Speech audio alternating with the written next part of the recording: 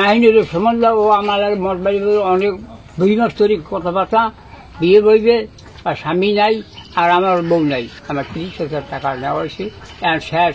প্রেমের কোনো বয়স নেই, এই কথাটি সত্যি প্রমাণ হলো পিরোজপুরের মঠবাড়িয়ায়। 75 বছর বয়সে আবুল কাশেম মুন্সি বিয়ের দাবিতে 35 বছরের মাহিনুরের বাড়িতে দিনব্যাপী অনশন করেছেন। যদিও বয়সের ফারাক অনেক, তবু মানুষের ভালোবাসা ও নতুন জীবন সঙ্গের আকাঙ্ক্ষা কখনো থেমে যায় না। তবে শুভ পরিণতির দিকে যাবার আগেই সম্পর্কের জটিলতায় ঘটনাটি স্থানীয়দের ক্ষুব্ধ করে তুলেছে। প্রশ্ন জাগে, শুভ পরিণয়কে কেন্দ্র করে কেন এলাকাবাসী এতটা ক্ষুব্ধ? এই ফ্যামিলি কোনো ভালো না, গোড়াগারও ভালো না, টাকা কিনেছে নগদ খাড়াই খাই দেবে, নাহলে বিয়ে হইবে। আপনাদের সিদ্ধান্ত এটা? হ্যাঁ, নাহলে বিয়ে দিয়ে দেবে। আমি আইসি এই যে 8 মাস হয়েছে, 9 মাস চৌধুরী পাললাম, ঠিক আছে। 9 মাস হওয়ার পরে বাড়ির ভিতরে খালি ঝগড়া, মানে আমার মিস্ত্রি কাম হরে হেরা এইরকম বাবা যায় যে ফাঁস আর জীবনে শুনি না।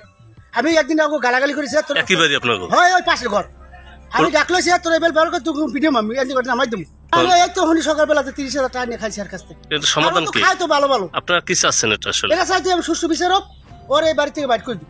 ঘটনাটি ঘটেছে 16ই আগস্ট শনিবার সকাল থেকে দিনব্যাপী। উপজেলার বড়মাছিয়া ইউনিয়নের ঠুটাখালী গ্রামের বাসিন্দা মৃত আরমান খানের মেয়ে মাহিনুর বেগমের বাড়িতে ওই বৃদ্ধ অনশন শুরু করেন। 75 বছর বয়সের বৃদ্ধ আবুল কাশেম মুন্সি উপজেলার বেতমোর রাজপাড়া ইউনিয়নের পশ্চিম মিঠাখালী গ্রামের বাসিন্দা মৃত আজাহার আলী মুন্সির ছেলে। কিছুদিন আগে বৃদ্ধ আবুল কাশেম মুন্সির স্ত্রী মৃত্যুবরণ করেন। স্ত্রী বিয়োগের পর দ্বিতীয়বার বিয়ের জন্য বিভিন্ন জায়গায় পাত্রী খোঁজার ধারাবাহিকতায় প্রায় 2 মাস আগে বিধবা মাহিনুরের সাথে সাক্ষাৎ হয়।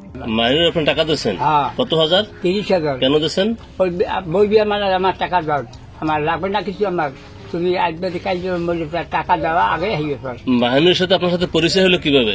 ওই বাজারে যায় আর আমরা খায়, আর ওই রায়বার আছে আলতাপ এই ধরাই দিচ্ছে এই মহিলার স্বামী নাই। তুমি টাকা দিয়েছেন কি রায়বার জানে? আলতাপ জানে? রায়বার তো আমরা আদা উঠে দিচ্ছি দোকানে মিষ্টি টিষ্টি খাইয়ে চাল দেয়। কইছে যে আরেক স্বামী আপনার না যায়, আর এখন আপনি আমার স্বামী আপনার এই কথা কইছে। মোবাইল চালে টিপ করে রাখতাম, মিষ্টি দোয়ান বই কইছে, এই মিষ্টি দোয়ানের সাক্ষী আমার চাইছে আমার দেওয়া লাগবে, তুমি দেও না দাও বিয়ে হইল, আগে বিয়ে দাও। এখন কি বিয়ে করতে চাচ্ছে না? হ্যাঁ, তো বিয়ে বসছে লড়াই খেয়ে।